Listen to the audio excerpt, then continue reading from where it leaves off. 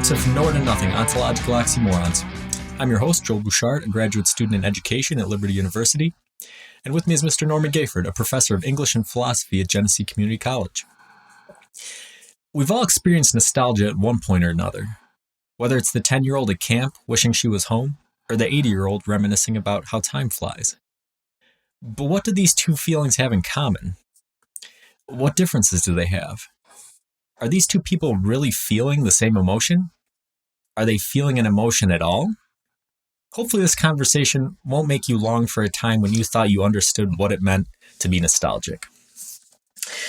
So here's our first emotion in what will be probably a short series. I don't know if we'll do 3 or 4, something like that, but just trying to get at some of the interesting ones. And really, I think that we're gonna fall back on that color palette sort of analogy, where what sort of other emotions that we're more familiar with can we attribute to nostalgia? And then after painting the picture with those emotions, what pieces are still missing that make up the rest of the picture? Mm-hmm. Mm-hmm. So we'll dive right in. What is nostalgia? Well, you and I both, we were kidding each other a short while ago about this. So the etymology of it is essentially Latin pain for home, or wanting to be back home, missing home, and so on. And so that goes through the Norse and the other, so many other language traditions.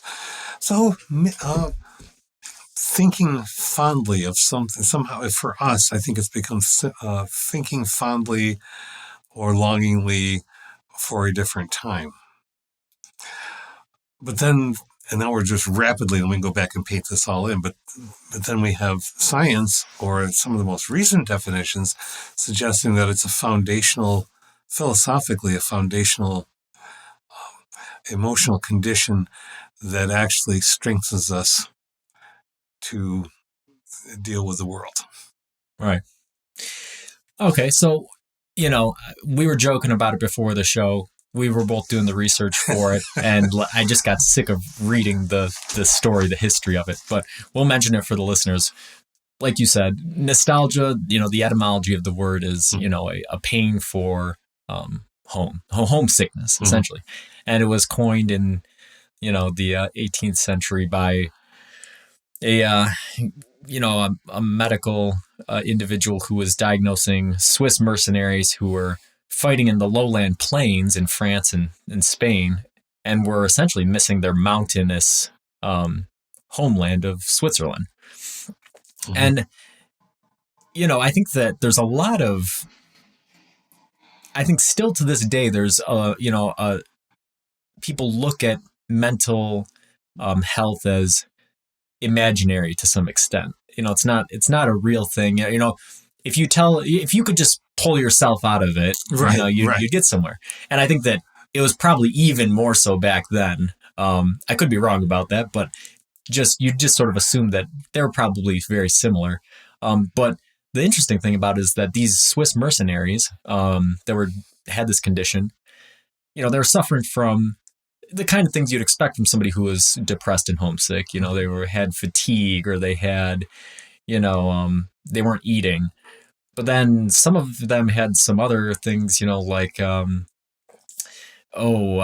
fever or death. Yeah. Some of these guys were dying from being homesick. And that kind of drives home the point that even though it's a mental health thing, even though it's an emotional thing, it has physiological repercussions. Yes, it has physiological repercussions. So, So nostalgia. So it started there, and we'll get into later on when we get to the formative questions. We'll talk about whether or not what they were thinking about as nostalgia back then applies now. But for now, let's try to define the overall essence. So, what is nostalgia? So, we mentioned homesickness. Is nostalgia more than homesickness? It's a yearning. I think we think of it now as any kind of wistfulness, yearning for something in the past that quite probably we fictionally constructed out of our own past, that would have a formative, a tangible, acknowledgeable basis, but that, as with all things, our minds fictionalize, our minds embellish, and so we get all waxy about how beautiful it used to be back in the 1950s or something. Well, Right. yeah, but if you lived in the 1950s in a number of places, it wasn't so beautiful. So it's a very personal association. Right. And that brings up an interesting thing. So when we're defining nostalgia, I think that it kind of an important thing to touch on real quick is that nostalgia doesn't just have to apply to an individual person. A nostalgia can apply to a populace as a whole.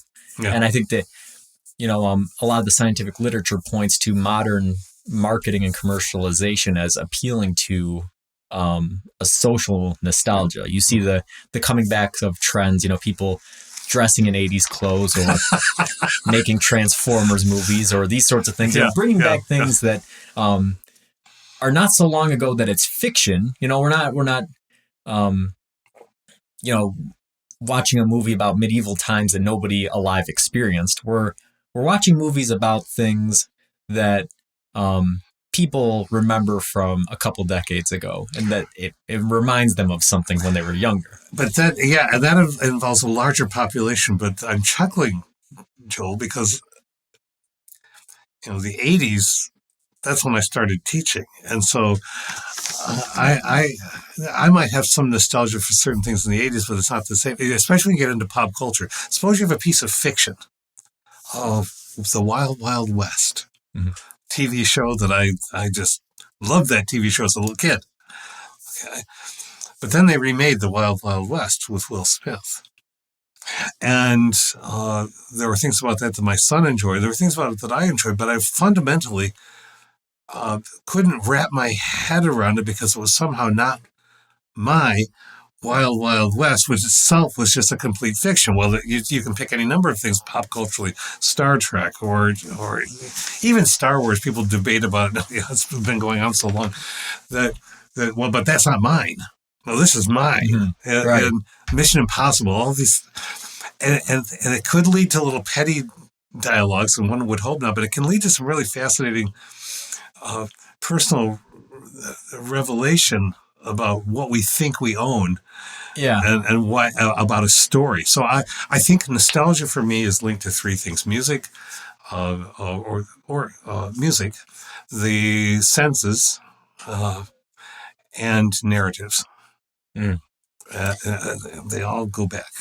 Yeah, that's an important one, and I like the point you're trying to make, because while I think that commercial and marketing agencies are trying to sell nostalgia, like you said, I think that people are not buying it for those reasons. And I ran across an interesting quote while I was doing this. Said, nostalgia ain't what it used to be.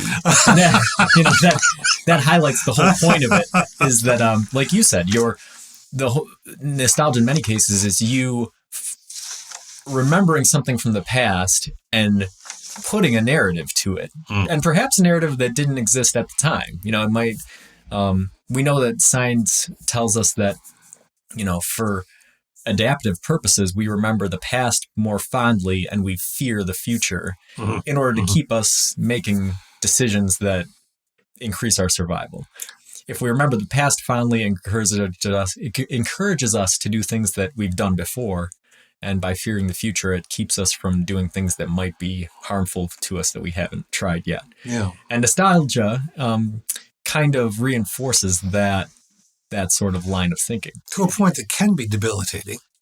Right. And that can take us back to what it was back for the Swiss mercenary soldiers, but that we may be getting ahead. So. I don't think so, because we're talking about the essence. So we're trying to define it. And when I was doing it, I came across an article that said, nostalgia can be broken down into two types.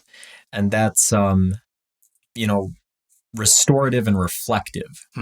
And they accomplish different purposes. Reflective nostalgia is let's say I'm digging through my CDs and I find one from high school and I listen to it and I go, oh wow, this reminds me of high school. And I go, oh yeah, and I remember all of the, the problems that I had and the hopes that I had for the future and the people that I knew.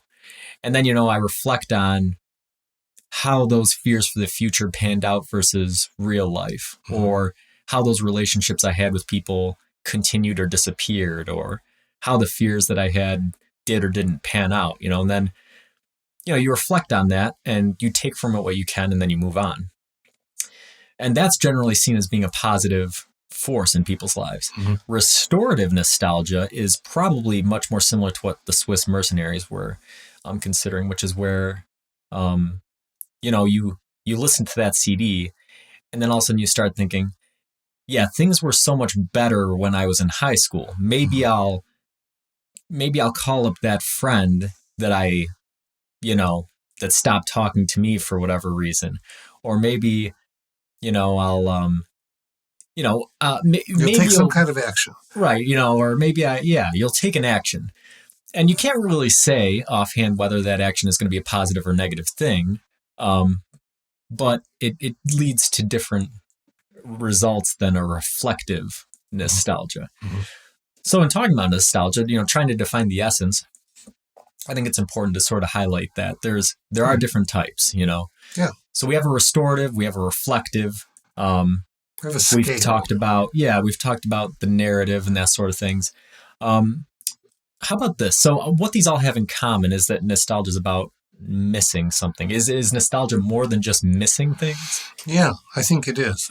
Kant, interestingly, talked a little bit about this, about the difference between subjective and objective perception. And then philosophers took that and ran with it for a while up into the 20th century.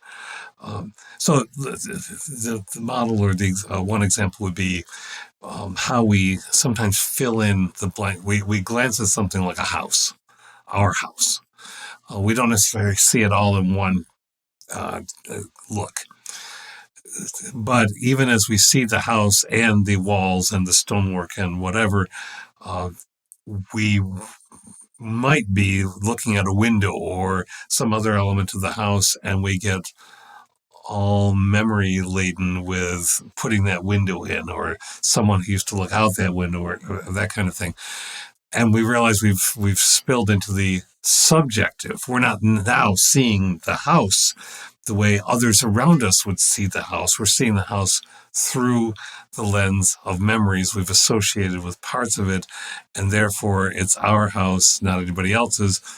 But there's a house that's objective, there's a house that's subjective. Mm-hmm. And so that's not homesickness necessarily. Right. That's more of the wistful part. That's more of the this is part of my identity. Yeah. Yeah, no, and I definitely run into that. I think that's something that you see. Guitars, I'm going to bring it back to guitars, but the same can go for cars or houses or anything else. If you build something with your own hands like that, I've built guitars and stuff. Mm-hmm. Like you said, maybe if you add up the pieces of the guitar, I think that it's about $1,200 worth of materials. But, I look at this, the body's one piece, the neck is one piece. I made sure that I used this type of electronics. I made sure that this was just so. I made sure that everything was just right, and it's perfect. So if somebody offered me $1,200 for it, would I sell it? No, because the value is more than that to me. Yeah. Not just from the objective, how the guitar sounds or looks or plays or any of that, but also, like you said, there's the narrative to it.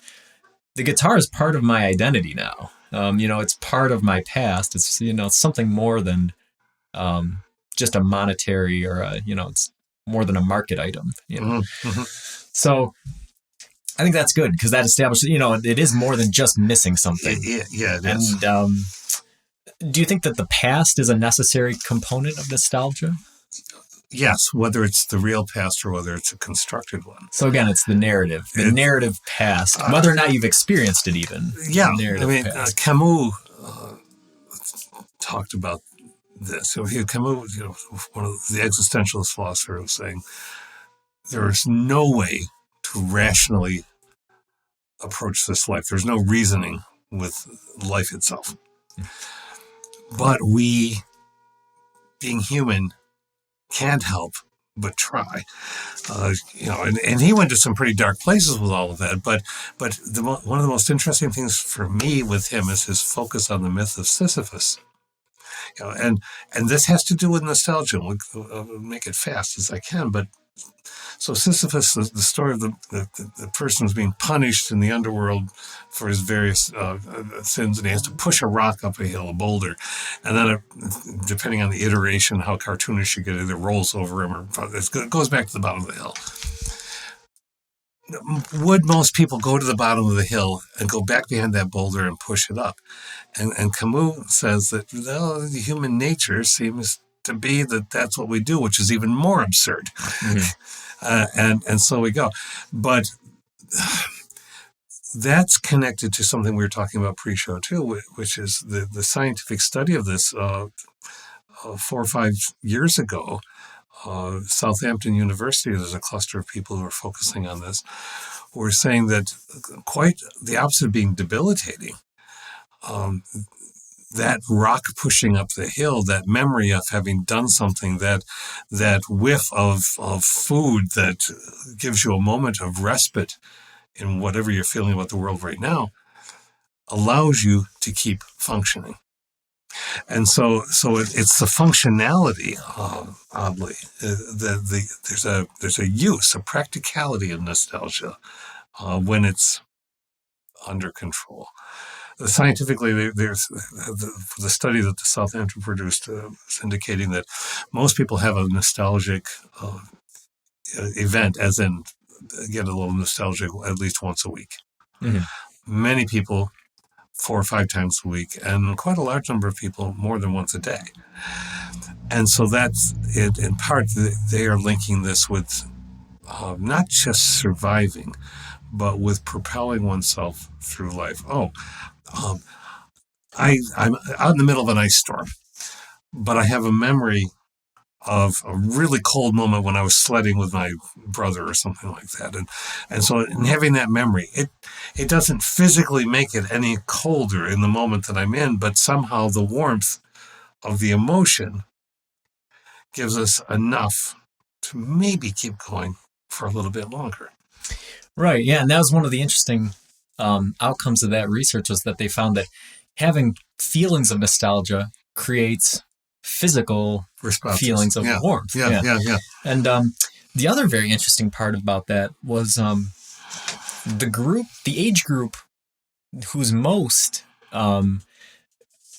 feels nostalgia is people in their late teens and early 20s, followed by people over the age of 50. And for different reasons. They said that the younger group, they think it's due to that's when you have the largest amount of life transitions and things happening and whatnot. So like you said, you're drawing on that strength from the past. You're looking at a time when things were more settled and stable, and you're drawing comfort from the fact that maybe things will be like that in the future, even though right now they're sort of tumultuous. And, people who are older are more reflecting on, they're trying to make meaning of the life that they've lived so far. Has the things that I've done been impactful or meaningful, or that sort of thing? So there's sort of different motivations. Are they the same emotion? Yeah, probably. It's the reflecting. And they said that people as young as 8 can feel nostalgia, can feel that, right? And so it's something that anybody can feel it. You don't have to be. You don't have to have had a whole lot of life to reflect on, to look at a time from the past and think about, But as you said, when you're doing those 2 different kinds, if you get, let's use the metaphor of Sargasso Sea, just because if you sail into a nostalgia that is so gloppy and overwhelming, Sargasso is bad because you don't want to be stuck in it, but if you get lodged in, it all was just better back then, that can lead to really bad consequences, politically, socially, psychologically, the whole gamut. Right. So I think we've done a pretty good job.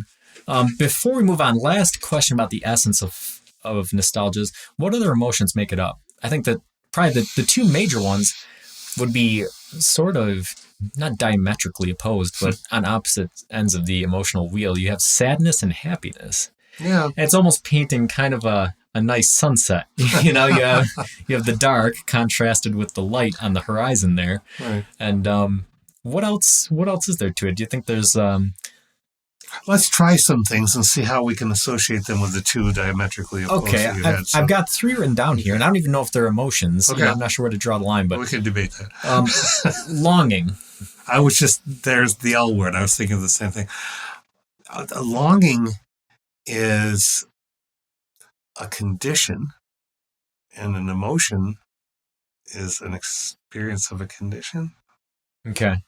Maybe. So longing is not an emotion by itself. I don't know. I'm not being absolutely certain. You see, I think that my guess would be I would say there would yes. have to be a guiding emotion behind the longing. Longing by itself doesn't tell you the mind frame of the individual who's longing. You could be longing for, you know, a lost love. You could be longing for that old right. guitar. And I think love would be the emotion behind it. Yeah. Or, you know, envy. Desire, envy. Yeah. So I think that probably longing is not an emotion, but maybe some of those other ones do. So it's a condition created by those emotions.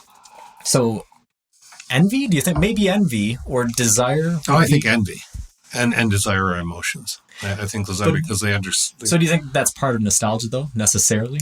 Envy? Yeah, envy has a very negative connotation to it. But if you think about nostalgia in terms of, you know, a longing for the past, sort of. Yes. It probably in the case of restorative nostalgia, envy is the guiding emotion, whereas in reflective, maybe it's something different. Yeah, I think so. Let's do a what if. What if, you know, based on things you and I've experienced and have known in people, sometimes not entirely constructed. Someone has lost many people in his or her life, and they see a younger family, and that sends them zipping back to when their family was more intact. Mm.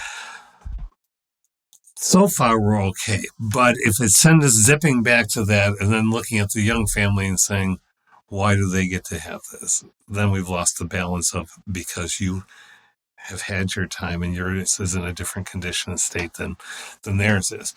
So somebody could negatively respond to life because of nostalgia. Yeah, and I think that anytime somebody experiences nostalgia, you're almost fighting your own battle between the restorative and the reflective. You know, I actually had a moment this week like that.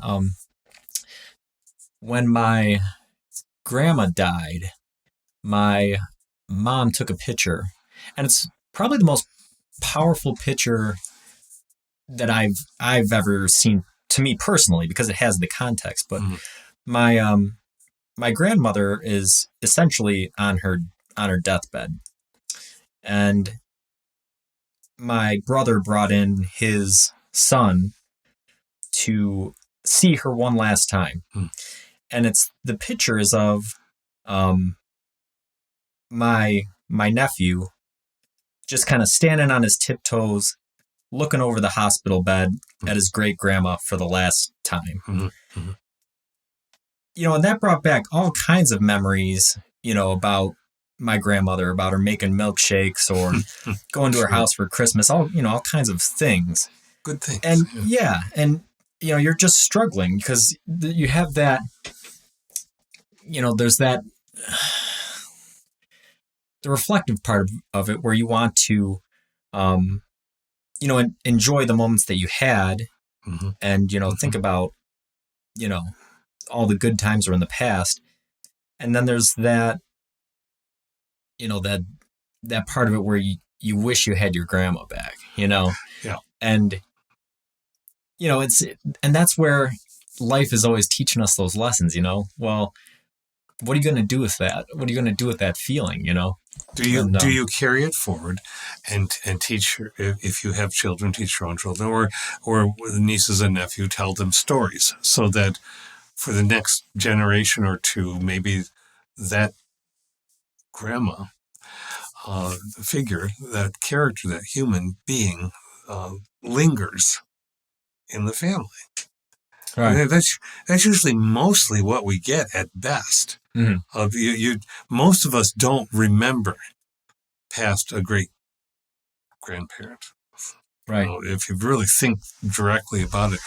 And then when and the thing you said was really interesting, because I think this is a universal experience.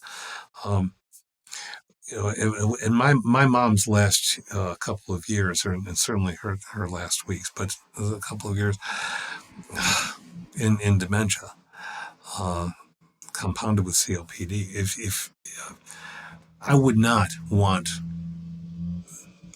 her back in that state. So the nostalgia is, well, what I want back is Right. the making of the milkshakes and the coming home and finding the kitchen window steamed up from the wonderful pot of spaghetti and all those things. So we really don't want the thing that we say that we want. What we want is the thing that we latch onto. It's an anchor, or perhaps more nautically, a buoy. That memory is a buoy. We find the buoy. We know that there's something. This is way off track, seemingly, but really not. I remember taking a trip to New England. Love to go there, and took a little jaunt out on a tour along the coast of Maine, and there was this remarkable clashing set of waves fairly close to a set of islands, and a buoy that was marking it, and there's a sunken naval vessel under there. It was just a domestic wreck. But all the turbulence of the water around that buoy, and you knew there was something down there, and it was big, right? And then you sailed on, and then the waters got all smooth again. And I think that's what nostalgia can be. There's this turbulence that wants to pull us in, and we can recognize the power of it. And we say, "Hey, yeah, this was cool, but I'm sailing on." Right. Yeah. So, all right. So I think we've done a good job with the essence, and I think that by extension, we've answered some of the questions that we might have down the road with the formative and the speculative. But we'll move on to them. So let's say, why do we feel nostalgic then? So taking it to less abstract and more concrete. Okay. Is there a purpose to it? I know you talked yesterday about how we don't feel that there has to be a purpose for everything, but it does help in trying to define, well, what is it? So, all right, is there a purpose to nostalgia? I think we've touched on a couple of those things, but we can extend them. The purpose is shoring up oneself when one is getting frayed or feeling battered or whatever condition one might be in. If, in fact, going back to a previous memory, I can only speak as one individual who experiences his own nostalgia. When things are really intense, I find myself almost yogically going back to the memory of my son's birth and the memory of my daughter's birth. And I can't, of course, label all the, I think now I know all the things I was experiencing, but I can't say that. But it's enough to realize the absolute awe, the intensity of that moment.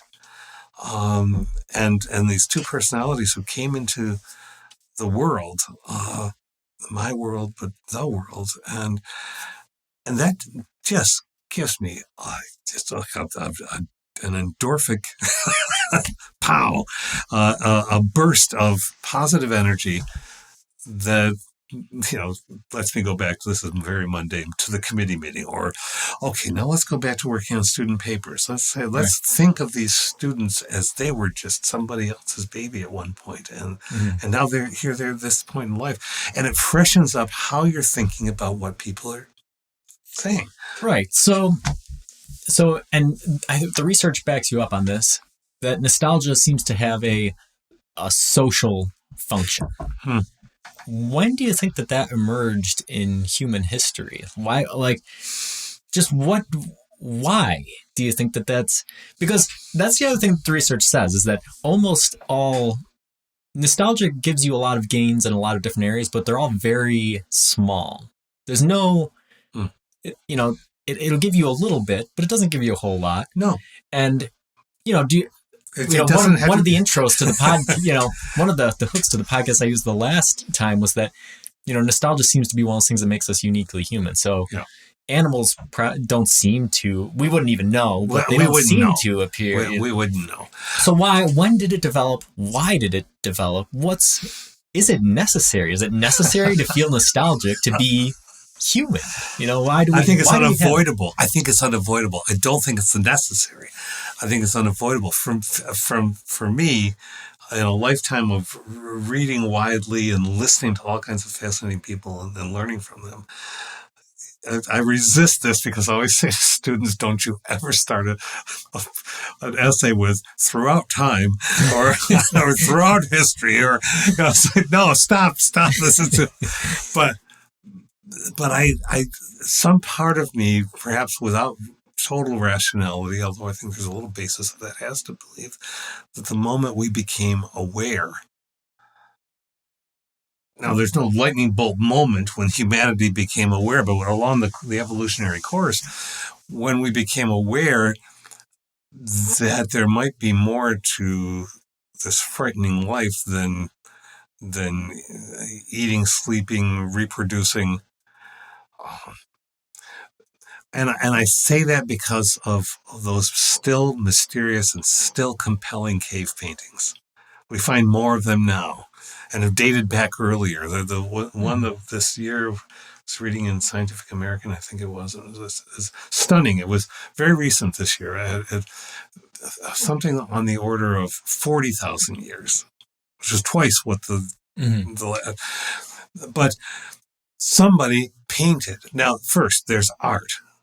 I don't think we have art without some kind of nostalgia. We can follow that later if we want to, but art suggests, cave painting suggests that there was a moment we want to go back and remember. Now, maybe we have language and we're telling it, but we still want that. I was having this conversation with my dad, retired mechanic. I love him to pieces, and he just he's now in his 80s. He's reaching out to people. He's making cookies for people in his community. He's a presence in his community, not overwhelmingly, but he's there and active and engaged. But he's also going through all of his photographs, and he has always loved his photographs. But categorizing. But there's one he's searching for, and maybe today will be the day he finds it. But he in his youth. Tells my brother and me this story about he had, I think it was a Hudson car. He took it and he hacksawed the back off so that he could create essentially a truck, a carrier for himself on the farm. I'm picturing this man as a young man hacksawing a vehicle, in the country. I mean, he's way out in the world. And he swears that he has a picture of this. And he knows it, and he is searching for it like unto the Holy Grail right now. I believe the picture exists, or did, but it doesn't matter that it doesn't exist now in the sense that it's in his head, but he wants to show us. And I think there's a nostalgia in that, an identity. I think it's back to that, the usefulness of it is in establishing our bona fides about who we were. Right. So, if we're looking at it formatively, we might, it really, I think the reason nostalgia is sort of an enigma wrapped in a riddle is because the things that it most correlates to are other things that we don't have the answers to. There has to be consciousness. There has to be memory. There has to be identity. There has to be all of these other things that we also don't have the answers to. And I think that you're probably right. It's probably those things that make nostalgia. I like what you said about it, which was that it's probably not necessary, but unavoidable.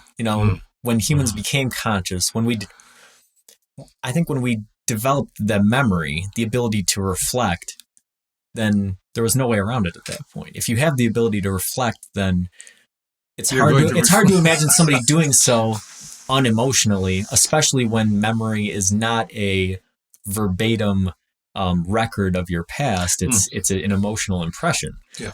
So with memory being an emotional impression, you can't reflect on it objectively. No, you cannot. You're absolutely right. You can't, and it's not in our control. I don't think any of us would argue that we would say, well, I'm sitting at my desk doing such and such a task, or I'm in my shop doing this, or whatever work that we do, for instance. None of us could say, oh, our minds don't stray away. No, we're always on task. There's never any images from past, present, or future. Some sound doesn't, you're listening to the background music that offices or places have, or something is going to take you somewhere that you didn't intend for a moment, which can be longer than a moment in your mind. It might be a moment in physical synchronous time. We're not in control of that entirely. But this is, I think, where the dark side of nostalgia can arise. But this is when we get into things like the mental health conditions, perhaps the physical ramifications of aging for some, because not everybody experiences dementia, thankfully, where there's a longing, a need. People are back in their childhoods, or they're back with their family is 30 years ago, were in their minds, and so they don't recognize people who are coming to them. And it's a lot more complicated than that, but I think a lot of us have experienced this. That's an entrapment, perhaps, in nostalgia. Although I think more and more that while it's painful for that person, if we could let them be there, we could somehow find a way to make that more real. Rather than try to assert this. No, that's wrong. What's so great about this reality that we have to do that to somebody at a certain stage? Maybe it's time for nostalgia to be on the in the ascendant and let them be there. Wouldn't that be? Yeah, that's super powerful for a couple of reasons. One of them, speaking to the more abstract one first, I think that, sometimes I get accused of being a space cadet, and I'll never. I fully embrace it because I don't think it's a negative thing at all. Because I think that what makes us creative and critical and metacognitively active and what makes us better humans is that ability to reflect on the past, is that ability to imagine futures that haven't been around yet. And like you said, you don't want to get stuck in the mire and not be able to function in the present. But if you can use the past and the future to inform your present actions and your present thinking, then it's a great tool. So, I think that that's a good point. The other part of it that's more practical was what you were just saying about people with dementia. And it makes me ask the question, do you think that those people are suffering from the same condition those Swiss mercenaries were? It's interesting you asked that because I was wondering that when you brought them up, and I know we're back at the beginning. I think it may be. I don't know if they had dementia, but I think they certainly had depression of an acute kind. And that may have been associated with PTSD and all the kinds of things that we're aware of now. But I think that there's a for instance, a PTSD, if one doesn't want to call it that because it's so used, but for families experiencing someone with dementia, or a spouse, particularly. And because it's launching all this other nostalgia, I wish mom or dad could be like they used to be. And then there's all that used to be, which is built on memories, which are not always absolutely accurate. So, yeah, I think there's probably an association. All right. Let's move into the speculative, because I think this is, when we've been there quite a bit already, because I think it's the most interesting part of the conversation. Because we're creative people, Joe. Right. So let's get to one of the big issues, which is nostalgia an emotion? And I think that the consequences of that answer are very interesting. So I'll start with you. Yeah, please. There's many sources that consider nostalgia an emotion, and then there's some that consider it a sentiment. And so when I first started doing the research, I thought, no, it's an emotion. You're feeling something, right? Well, then when I started to dig, the consequences of it are different. Like we talked about earlier, trying to decide longing wasn't an emotion. Longing is guided by an emotion, right? Well, I think that some researchers are making the argument that nostalgia is guided by emotion. So I think that the consequences are, if you decide nostalgia is an emotion on its own, it sort of locks you into what things can be considered nostalgia. Yes. Whereas if you consider it a sentiment, some of the research that I had seen, some of the people who were talking about it, were saying that there's such things as negative nostalgia. So rather than a wistful or happy imagining of the past, it can be something that perhaps was negative, but provided you with some sort of guidance. And I have a very strong example in my life. This is something I'll never forget as long as I live. I was 6 years old, and I had a best friend who lived across the street. And we were swinging on our swing set. And my mom was gardening nearby. And as we're swinging, a little white butterfly landed below my swing. And my mom pointed out, hey, look at that butterfly. And my friend said, stop it. And so, me wanting to be cool, I stomped the butterfly. And I remember my mom, how disappointed she was. And at the age of 6, thinking to myself, this isn't the kind of person I want to be. I don't want to be the kind of person who just goes along with what other people say, And really, that memory informs decisions that I make on a daily basis. If I run up against a difficult circumstance and I have to choose whether to go along with something or do something that I think is right, that always pops up and I end up doing the right thing. So you don't just stomp it. Right, exactly. So, and I don't even like telling that story because of how bad it makes me feel to this day, 25 years later, So do we consider that nostalgia or is that something else? No, would that be maybe regret or remorse, or are those emotions? Those are emotions that are social. I think what we're talking about, I know that the previous podcast, I think we mentioned one study says there are 24 emotions and nostalgia is one of them. But it was also talking about linkages, clusterings. And I think that nostalgia is one of those things you were just describing that has linkages and clusterings underneath it. Because I think remorse is necessary for us as human beings. I can give you one that's not nearly as poetically profound as yours, but it's also one that still haunts me. And that is when I was, I believe, in 7th grade, my grandmother, my maternal grandmother, her husband, my grandfather, died of cancer. My dad had been taking care of them, and then she went blind. But she was not entirely blind yet. She was temporarily in between. She was in a trailer on our yard, and Mom and Dad would be at work, and I would go over there to her trailer, a few steps away from the house, and she was my caretaker for part of the evening sometimes.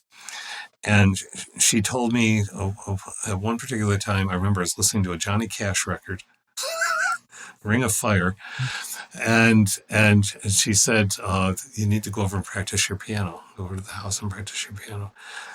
And I said, who are you to tell me to practice my piano, you old bat? That was not the way I generally taught. And I tear up. Now I'm 61 and I'm thinking, how dare I have said this to this woman who clearly loved me and who had endured so much.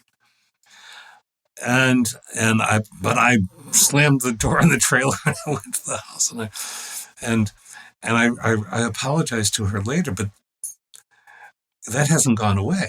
You're stomping of it, and the usefulness in that. There's the pragmatism, I suppose, is to remember when you're on your high horse, you've said ugly things to people. Right. You unintended consequences of a moment of lack of self-control. Yeah, it's a very important part about being human. Hmm. And that's one of my biggest pet peeves is when you ask somebody and they say, I have no regrets. Nonsense. No, everybody has That's regrets. And if you don't have regrets, then you probably didn't learn any lessons. And everybody learns lived. lessons. That's We're right. learning machines. That's what we do. But it's something that's very neglected. And especially in pop culture, you and I have talked about it, and this will date us in time, but the last Jedi, it's the middle Star Wars movie, and people very much dislike it because the entire Star Wars universe is this very idealized, archetypical sort of thing where you have black and white, Right. things are very set.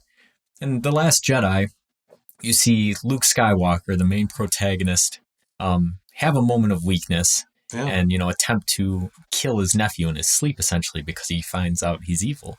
And this rubbed people the wrong way. No, Luke he's good, he's not this. But that ignores the humanity of it. Nobody is good. Nobody is bad. You have moments. You have things.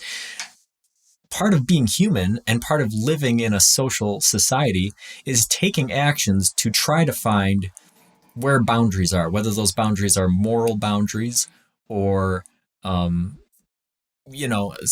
of these things. And that's what was happening with me stopping the butterfly, with you talking to your grandma. We were young people who were trying to determine for ourselves what was right and what was wrong. Mm-hmm. And if we hadn't taken those actions then, we would have taken similar actions down the road that still would have informed our senses of morality and our senses of how we should treat people. It just would have come in a different way. Yeah, and does, and still does, because as flawed human beings, we still step in the muck sometimes when we and we say, what was that? And right. No, I absolutely, and that's a really good example. The pop cultural is what we.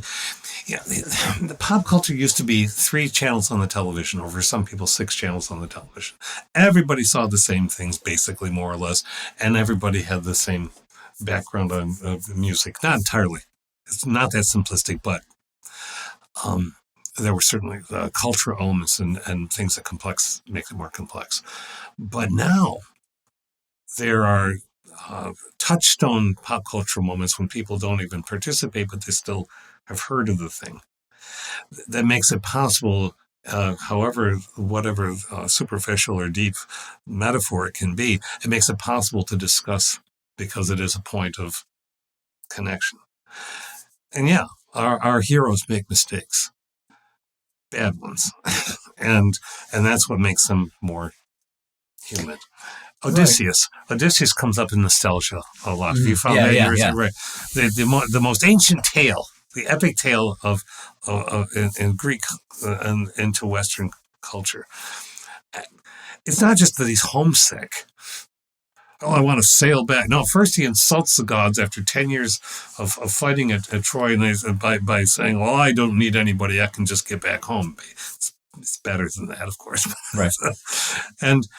And so he is punished to wander, to suffer loss, to lose his ships and his men. So that eventually Odysseus floats onto his home shore in Ithaca by himself. He's sort of Captain Kirk that way. He just loses all the red shirts are gone. And but it's not because he wants to be there, but at the same time, he doesn't. Tennyson has a wonderful poem about this. But essentially he's home. He kills the suitors who've been after his wife Penelope. He's reunited with his son, and even his old dog, who has lived to incredible age. Yeah. But then he needs to go back out again. It's like Campbell's hero tale. So he can't be satisfied even when he has everything that he thought that he wanted. And so the nostalgia aspect in that is that it's not about, a perfect utopian, if we could just be there. There's some element of the 1950s that some people might want back again. But not everything about the 1950s, if anybody's being rational and truly historical about it. There's some element of saying we were all better back then. No, we won't. If you look at our history, we really weren't. But is there some aspect of some of us that we thought we were doing something well? So it's instructive that way. There's a usefulness again. Darn it, you've wrangled me into the use.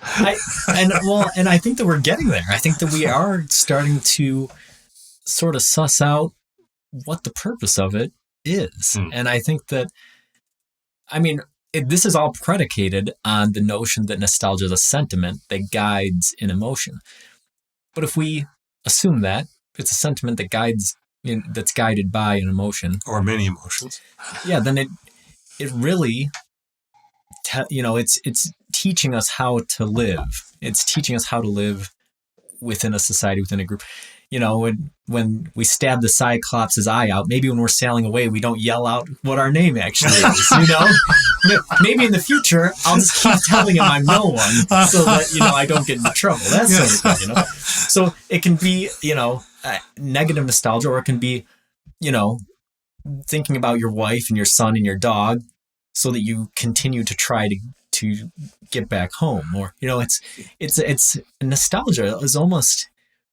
It's almost like your conscience in a sort of way. You reflect on how your life has been so far, and you kind of let it guide you to where you want your life to be. Mm-hmm. And like you said, like we talked about, if it's restorative or reflective, sometimes, you make flawed decisions on where you want to be. Yeah. Sometimes you try to reach too far into the past, or you try to recreate something that is gone.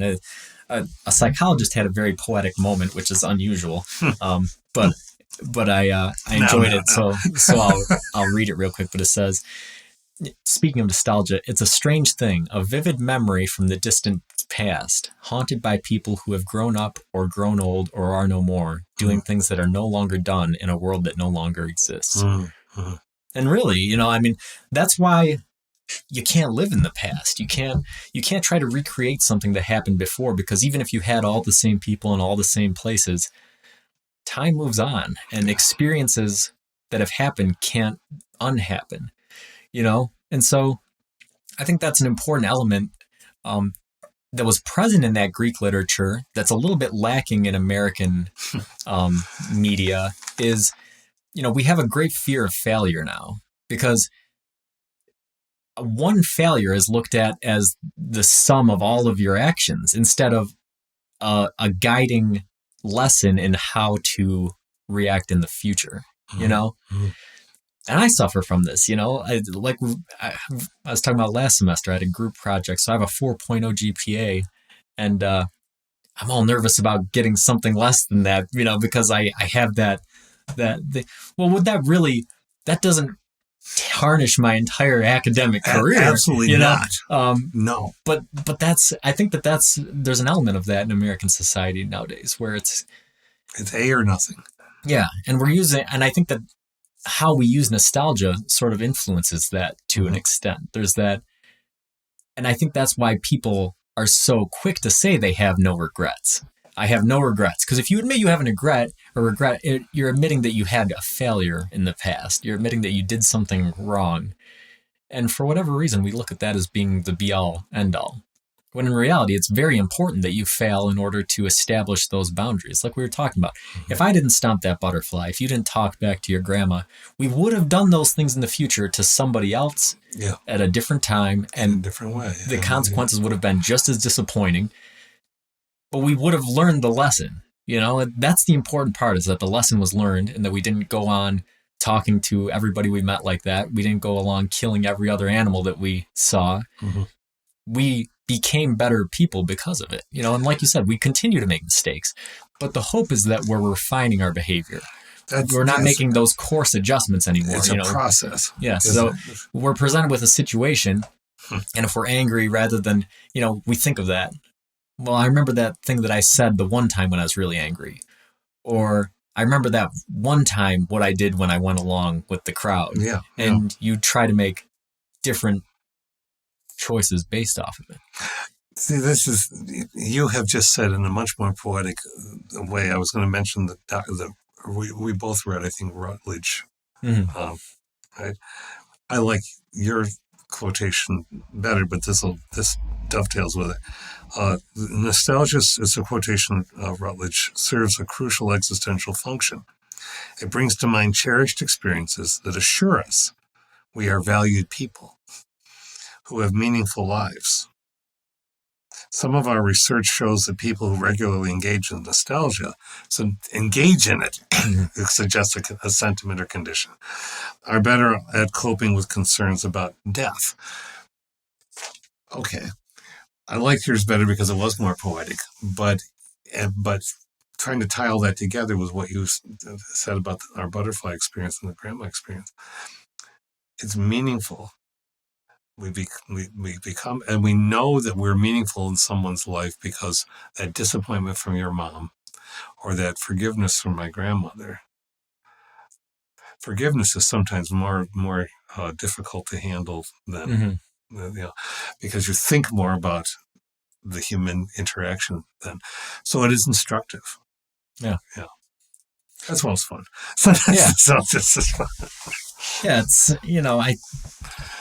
I think I'm really glad that we had the conversation, because after emotions, I really felt like we spun our wheels with emotions a little bit. I was like, man, I can't get a grasp on it. And I was worried that nostalgia would turn out the same way. But I think that we did a good job getting where we needed to be and saying what we needed to say. But yeah, I think that ultimately, that is what it's about. It's about learning life lessons, learning how you fit in with society, what you mean to people, what people mean to you. Yeah. And, I think that ultimately it's definitely one of the bigger guiding sentiments that make us human, make us who we are, that remind us how it feels to be us, Mm-hmm. So it's good. So we'll pick it up next time. And thanks for listening.